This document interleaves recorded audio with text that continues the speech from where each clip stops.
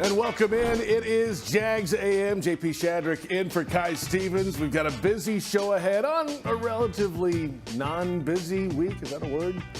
A lot to get to, though. Let's get right to it and start into the big things today, starting with 30 days to the NFL draft. Brian Sexton, I know you're fired up to go to Green Bay. Can't wait to get to Green Bay. Actually, I am excited to see what they do up there. They've done such a great job with the history of the Packers and the league. I expect it to be as good as any city that's hosted the draft since they moved it out of New York in 2015. But what I'm really feeling about this right now is, and John, you go back to the early days of this franchise. When the Jaguars got started, they were able to really be big players in free agency. It was one of the hallmarks of the way that they built the team because the league gave them a completely clean cap. And so the Jaguars, as they were filling their roster with draft picks, were also equally sprinkling in free agents. And through their history, that's something they've done. But you get the feeling that maybe the next 30 days are going to prove that that's changing in Jacksonville and that the draft is really going to be the heart and soul of this football program like they've talked about. Because the way that they approached free agency last month was about filling specific gaps and lower name players and lower contracts as opposed to the big rich contracts that they had done for so many years. And I think we're seeing a sea change in the way that this franchise is going to approach building the roster. Yeah, I don't know that we'll know that for sure, but I know they're going to emphasize the draft. I mean, I think most teams want to veer from free agency.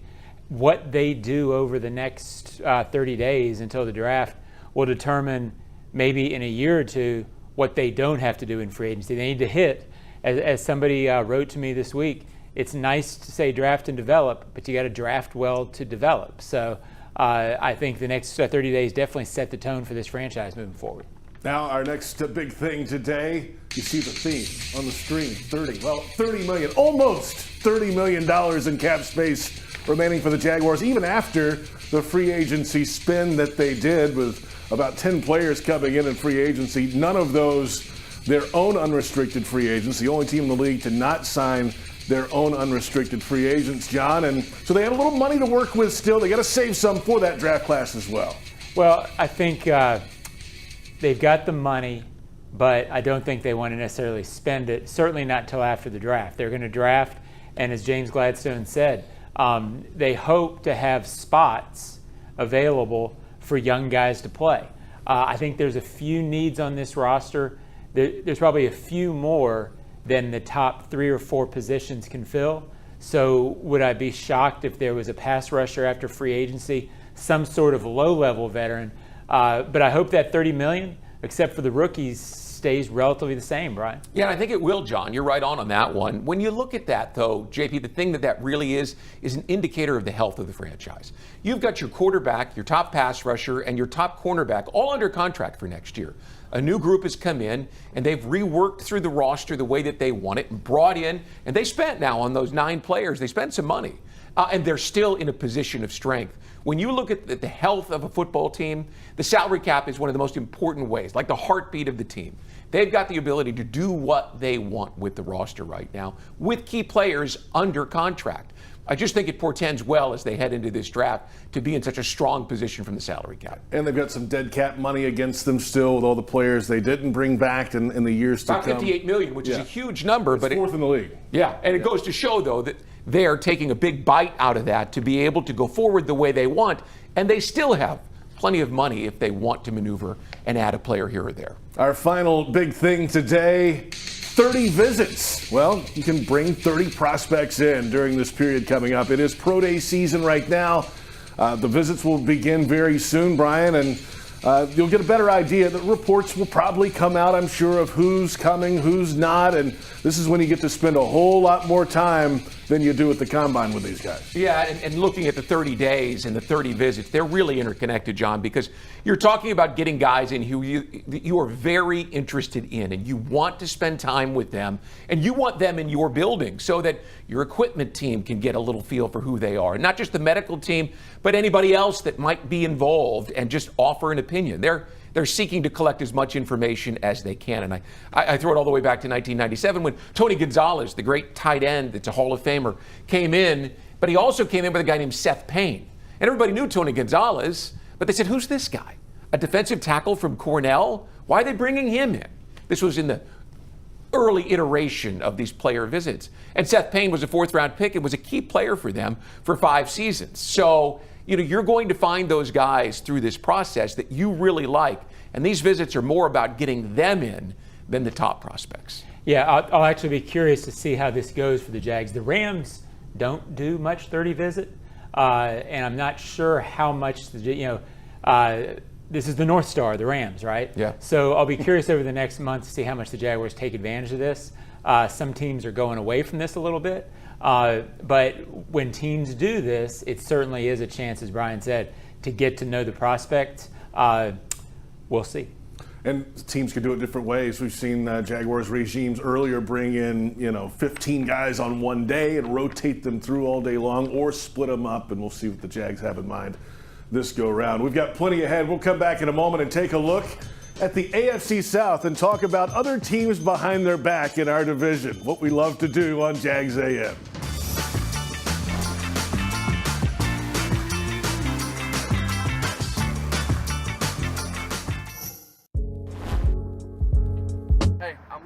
Punter for the Jacksonville Jaguars.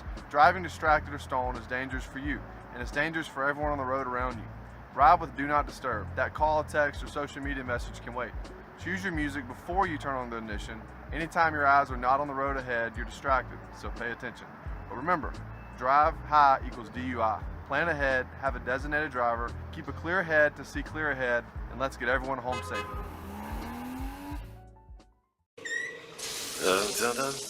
When you show your home love with a natural gas water heater, it loves you right back with more cost-efficient, endless hot water. Hon, hurry it up, please. And right now, you'll love earning a cash rebate up to $700 when you install an energy-efficient natural gas water heater. We're going to be late. Again. What? Did you say something, hon? To learn more and how to qualify, visit peoplesgas.com/rebates. Jags fans, here's your chance to score a trip to Green Bay for round 1 of draft night. Through the Everbank Draft Night Experience Sweepstakes, one lucky winner and a guest will be there live and in person to see the Jaguars make their first pick. To enter, visit everbank.com/draft by April 4th. That's everbank.com/draft. No purchase necessary to enter or win. Open to legal residents of the 50 United States and D.C. 18 and older. Entry period from 3/3/25 to 4/4/25. For official rules, prize description, odds of winning, and other details, visit everbank.com/draft. Sponsor and administrator, Everbank N.A. Welcome back to Jags AM. Move the freight. Move the freight.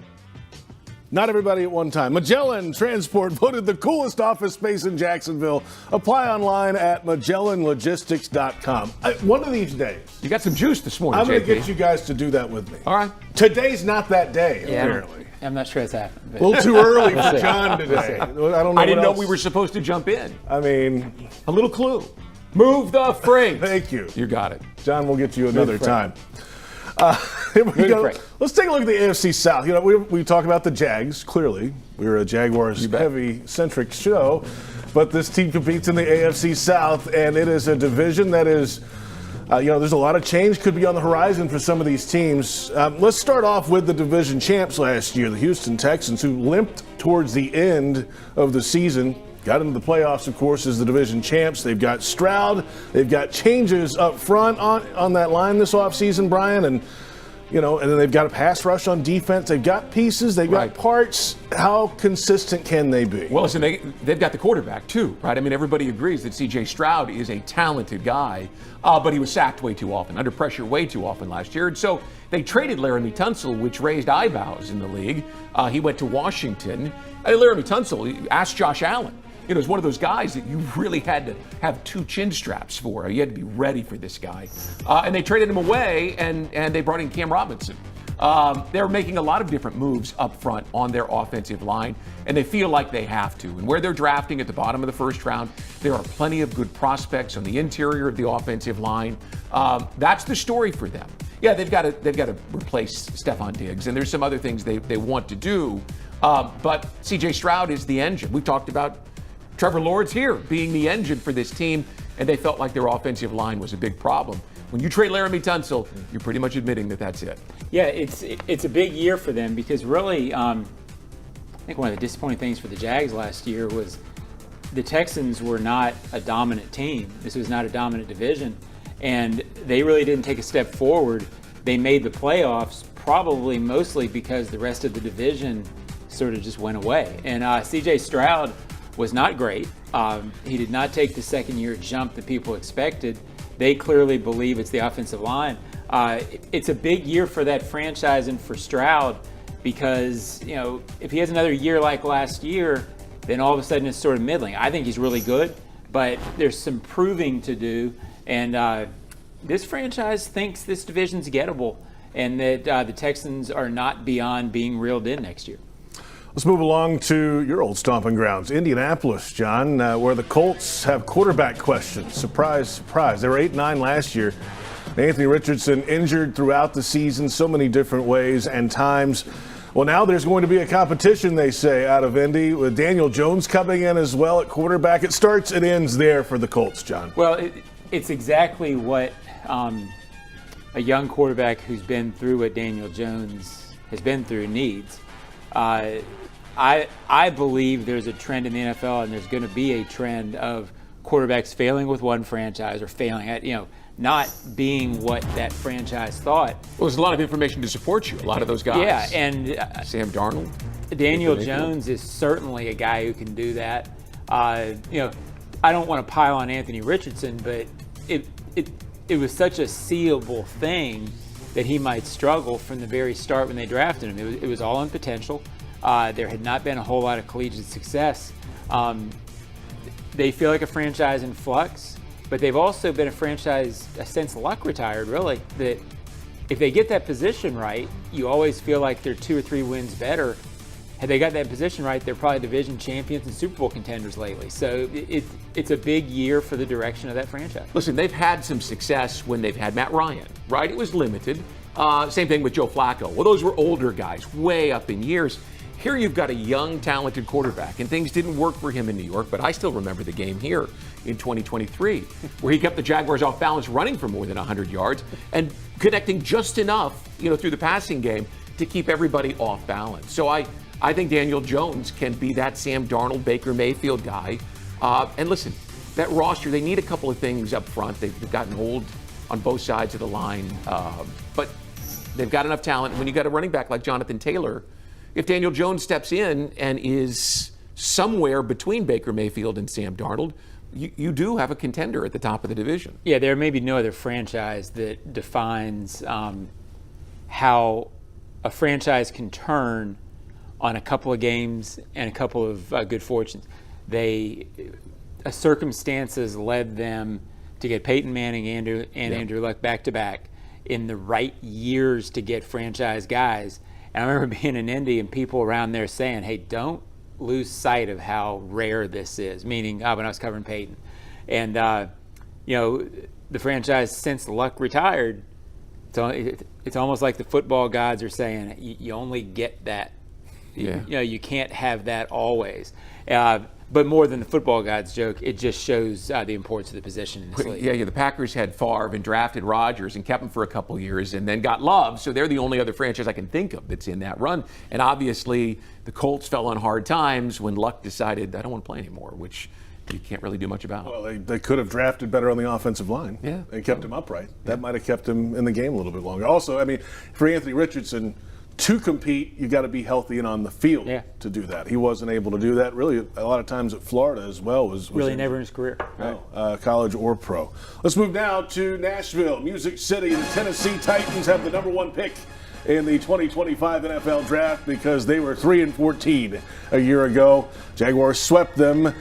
Quarterback questions, of course. You can go around any of these teams really at 3-14. This record, the top 5 or so, are going to have quarterback questions. Will Levis or Cam Ward? That seems to be the general consensus of mock drafts for the Tennessee Titans, including after his pro day yesterday when they sent the entire front office down to Miami, Brian. Well, and all the reports is that he was impressive, just like he was in his year at Miami, and is a guy who's got a lot of tools. Now, if you took the last couple of years of quarterbacks, he wouldn't have stacked at the very top of that. But this happens to be that year, and they happen to be a team in need. They hire an offensive-minded head coach, and they've got to give him a quarterback. This just seems to be a no-brainer. Yeah, it would be shocking, except that you see enough analysts and enough people mocking, enough people around it who are acting like it's not a slam dunk yet for the quarterback. So, well, is that because of the quarterback, or you think they try to trade out of that spot? Well, I mean, if they believe in Cam Ward, which I don't know if they do or not, but they believe in Cam Ward, they won't trade out of it. But it's not a done deal, and it does feel like maybe more so than in a lot of recent seasons, if Cam Ward gets taken number one, it will be very much a pushing up the draft board because of quarterback. That doesn't mean it can't work, but everything you hear is that neither of these quarterbacks, Ward or Sanders, would be in the top 10 if it was regardless of position. I can't see the Titans not doing this because, much like you've seen with this franchise, sometimes you get in position as a franchise with a coach and a GM and the talent base, you can't keep waiting on the quarterback because that's the that's the go button, right? So I'd be surprised they don't take quarterback. It also sets up for them to take Abdul Carter, right? Sure. I mean, Harold Landry is gone. He's now in New England, and you've got a guy in Abdul Carter that looks like an elite pass rusher who probably doesn't go any lower than 2. So you could see the Titans, if they're stuck there and they don't love the quarterback, saying, listen, we need an elite pass rusher. Who doesn't? We'll take him. You know what the Texans did a few years ago? Traded up and got both. Yeah. They got both their guys in the top 3 picks. Yeah. Yeah, it worked pretty good. Also a possibility. You never know. They've got a rebuilt offensive line. They've done some work in free agency in Nashville. And as you said, some changes coming on defense. There's our look around the AFC South. We're back in a moment. We're back to draft talk. Who do you want wearing teal next fall? We'll get our answers at least when we come back on Jags AM.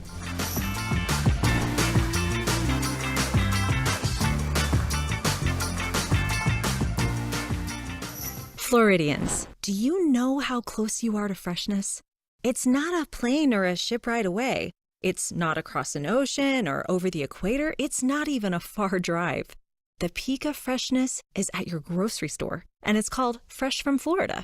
Fresh from Florida is local produce grown by farmers right here in our own state, meaning it's always fresh, always in season, and always mouth-wateringly good. Look for the sunny Fresh from Florida logo or ask for it by name where you shop. What's the best part about lawn care during the winter? You can give it a rest. Lawns only need watering up to once a week. Really, that's it. Using less water means you're saving time and money that you can put towards something else. Before you run your sprinklers, remember, give it a rest and only water up to once a week. For more information, visit waterlessflorida.com. Jags fans, here's your chance to score a trip to Green Bay for round 1 of draft night. Through the Everbank Draft Night Experience Sweepstakes, one lucky winner and a guest will be there live and in person to see the Jaguars make their first pick. To enter, visit everbank.com/draft by April 4th. That's everbank.com/draft. No purchase necessary to enter or win. Open to legal residents of the 50 United States and D.C. 18 and older. Entry period from 3/3/25 to 4/4/25. For official rules, prize description, odds of winning, and other details, visit everbank.com/draft. Sponsor and administrator, Everbank N.A.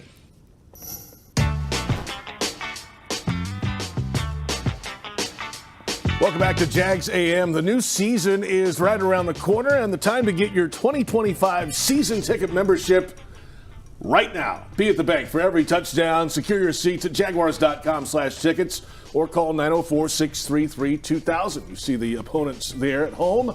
The schedule usually in early May now. They keep pushing that back a little bit, but the home opponents right there on your screen should be a fantastic season here at the bank. And welcome back, J.P. Shadrick, Brian Sexton, and John Oehser, Jags AM, in for Kai Stevens today. NFL Draft, as we mentioned earlier, about 30 days away in Green Bay from the 2025 NFL Draft. Jags have the number 5 pick. So the question today is, who do you want wearing teal next fall? I'll answer the question first, since the camera's on me already. Why not? I like star power. I like competitiveness. I like guys with their hands on the football on both sides of the ball. Give me Travis Hunter of Colorado, the cornerback, wide receiver. Which side would he play primarily on here? It's a great question. We can talk about that. Jags do need some cornerback help. Jags could use another star receiver. He could do both. I like the fact that he's the only guy that we've seen in a generation in college football that's even attempted something like this. Not since Gordy Lockbaum. And he is at the top of his game, obviously the Heisman Trophy winner. Wants to do it still. We'll see whatever team gets him, allows him to do it. But which side would you put him on? I would put him at corner and give him some packages at wide receiver. That's what I would do.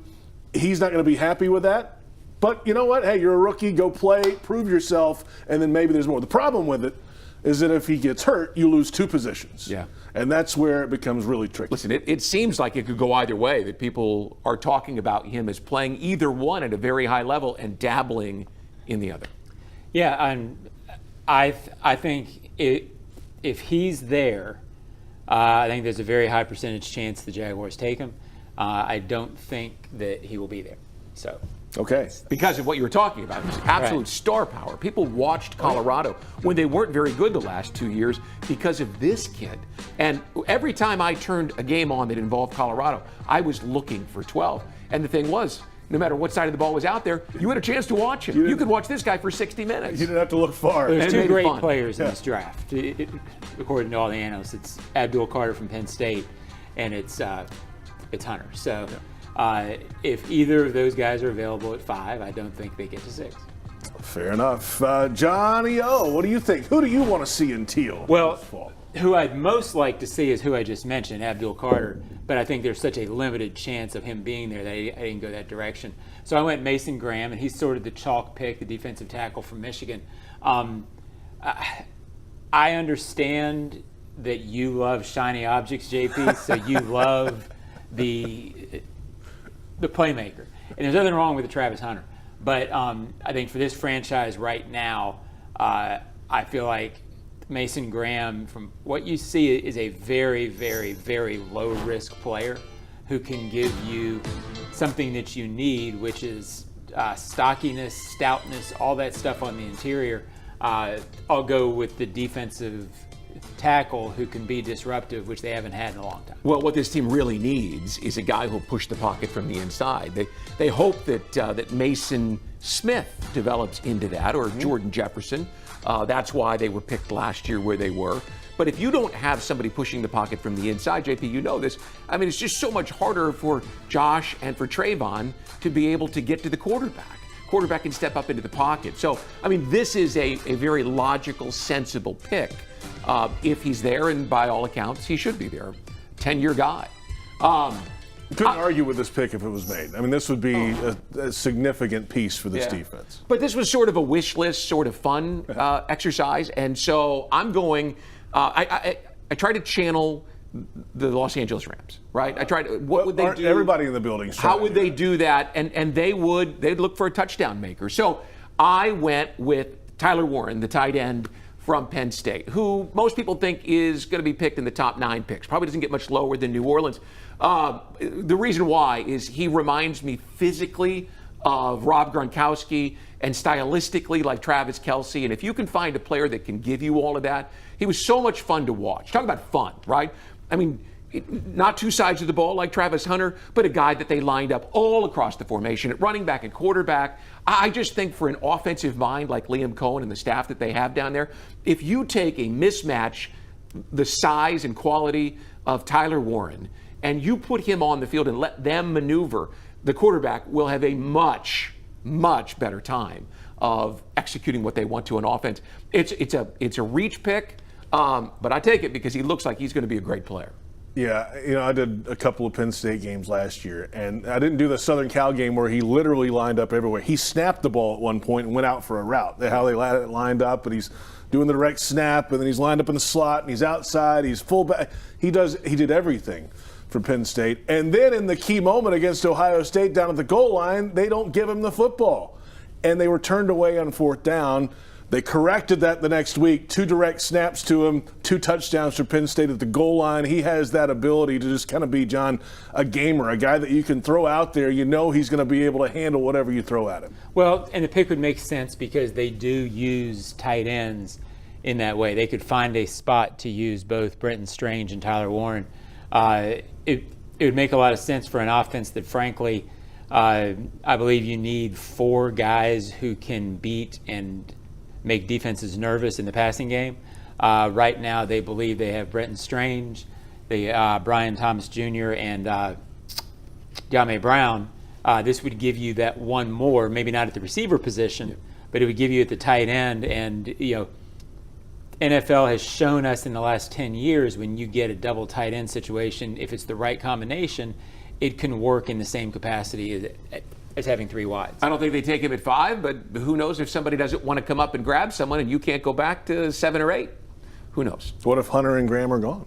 Well, listen, you know who I like, but I don't know what they think. If you watched Penn State and if you're looking for highlights to back this up, go to YouTube and find Tyler Warren highlights. You'll enjoy watching him play. Watch the Southern Cal game last year. That was the one out at the Coliseum that just opened everybody's eyes. I mean, he touched the ball so many times. We've got plenty ahead. Actually, not plenty. We're coming back in a moment. We're going to wrap this thing up. Yeah. We're calling it I might we go have on. Not enough ahead. John is done right after this commercial break on Jags AM.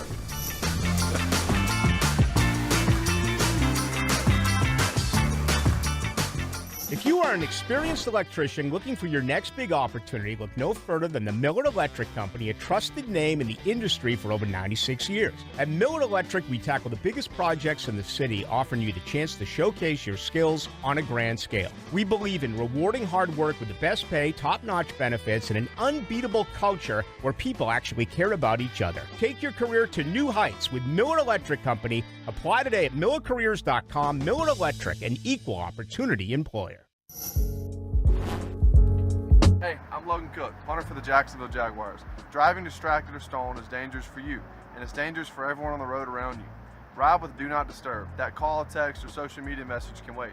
Choose your music before you turn on the ignition. Anytime your eyes are not on the road ahead, you're distracted, so pay attention.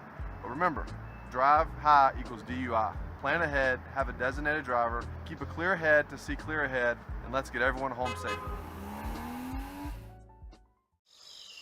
Can you imagine rising for work before the crack of dawn? Tending to hundreds of acres of land before dusk? Well, that's what happens on 47,000 Florida farms every day. Florida's farmers work hard to grow nutritious food for you and your family. And you can help support them by enjoying delicious Fresh from Florida produce. Look for the sunny Fresh from Florida logo where you shop, or visit freshfromflorida.com to learn more.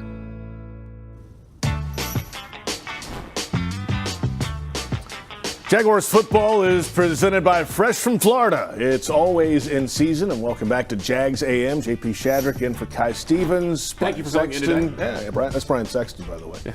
John Oehser. Salty Vets here on the set today. Final moments here. The NFL annual meeting coming up next week in Palm Beach. John, you'll be down there for sure. And one of the big topics each owners meeting is proposals for rule changes, and there are some high-level ones that we'll kind of touch on today. There's some kind of down-in-the-weeds football business things we'll leave off today. But the number one that's, I think, going to be, there's a few controversies. Playoff seeding was mentioned by one of the teams as they wanted to change it where a wild card team can be seeded higher than a division champion, and I can't even believe I'm reading this. I mean, what's the point of divisions if you're going to let the wild card team be seated higher? I don't like it. It seems like this gets brought up every 5 to 7 years, and the instinct from fans is always, they should. If a team goes 13-4, they should have a home game over a 10-17. But you guys have been around this a long time as I have. NFL owners and league people, they value those division titles, and they consider them very important. There's rivalries among owners. There's owners who have been in a long time who believe the division matters. And I don't think the league wants to. If you take that away, then why not just have conferences like back in the strike year where they just went 1 through 8 and like reseeded everybody? So I understand the feeling of inequity when you see it and it's that big of a gap.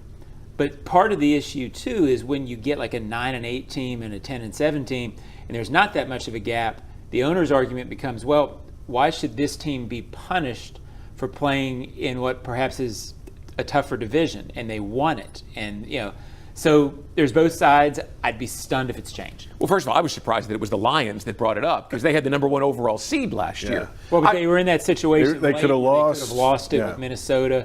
So it probably got minds thinking, and when football minds start thinking, dangerous stuff happens. This came to light, to my memory, the first time in 2010 when you had a Seahawks team that made the playoffs with a losing record, and they hosted the Saints, if you recall that game. That was the Marshawn Lynch touchdown game, the Beastquake, absolutely. And so ever since then, they've looked at it. I am interested in the removal of the automatic first down on a 5-yard defensive holding, right? Because there are so many times where you got a guy on 3rd down and 10, and he just holds just slightly, and it becomes a first down. Yeah, I can't believe that rule would get changed. Yeah, don't hold. I mean, what are you doing? Listen, no, I'm with you, but it seems like there's some momentum on What's that the rule. alternative? I don't know. 5-yard penalty? 3rd and 5? Yeah. That smells That's like what they one want. that if they change it, it'll be for 1 year. in a year, they'll go, oh no, that's not what I think it sounds, some of these rules, and it's why the competition committee is usually full of experienced people who've been through it, because some of these rules sound great on the surface, sort of like the pass interference rule a couple years back, and then once you see it in play, you realize why the NFL it is slow to change, because they don't want fiascos. And to me, the holding, that turns into a lot of just holding, intentional grab. Yeah, right. I don't think that's what the league wants to see in what is an offensive-centric mindset. Overtime rules could be on the table this week. You know, the playoff rule now is that both teams get a possession in overtime that goes 15 minutes. Well, the proposal is to make that the same rule in the regular season. Yeah, that goes back, Brian, I'm sorry I interrupted you. The competition committee will always try to err towards shorter because of injury risk. Yeah. And because of there's a belief that fatigued players late in games and the more plays you play are more susceptible to injury. That's why they cut out, back when they used to have the 15-minute overtime, they're going to try to err towards shorter because that's what players want. But at the same time, that might be one that changes. The tush-push rule is also up this year. Yes. You got to feel at some point, since nobody else has been able to do it like the Eagles have, that they'll finally outlaw this. And I think maybe it's got a little traction to at least have a more hearty discussion, because Jason Kelce talked at length during the Super Bowl week about how painful that process is for a center. How dangerous it is for the interior offensive and defensive linemen. I mean, you saw what happened to Chris Jones with the Chiefs when he lined up sideways and got in the neck, and then all of a sudden in the Super Bowl, he's trying to figure out his neck the rest of the game. If they can convince people that it's dangerous, then it might get changed. I kind of think it's not going to get changed for the simple reason that the Eagles are the only team that's been consistently successful with it. Because then if you change that rule, the Eagles are going, well, just because we're good at something, you're changing it. So that's sort of the conflict. Yeah. I wish they'd change it. I don't love the play, but I do wonder if in a meeting, if Jeffrey Lurie's not going to stand up and say, well, what happens if you come up with a play that I don't like? So there may be an element of that. Yeah, and some of the wording of these could be a little bit of a catch too. Part of it says, immediately after the snap. Well, how long is immediately? Then you're getting into how long before you can push somebody. We'll see what they come up with next week. Hey, this has been a show. Yeah. Thanks, guys. Thank you. It was definitely Appreciate you jumping in. Good morning, John. Glad you made it. Oh, hello. How are you doing? That's John Oehser. That's Brian Sexton. I'm J.P. Shadrick. Thanks to our entire crew, and thanks to you for watching Jags AM.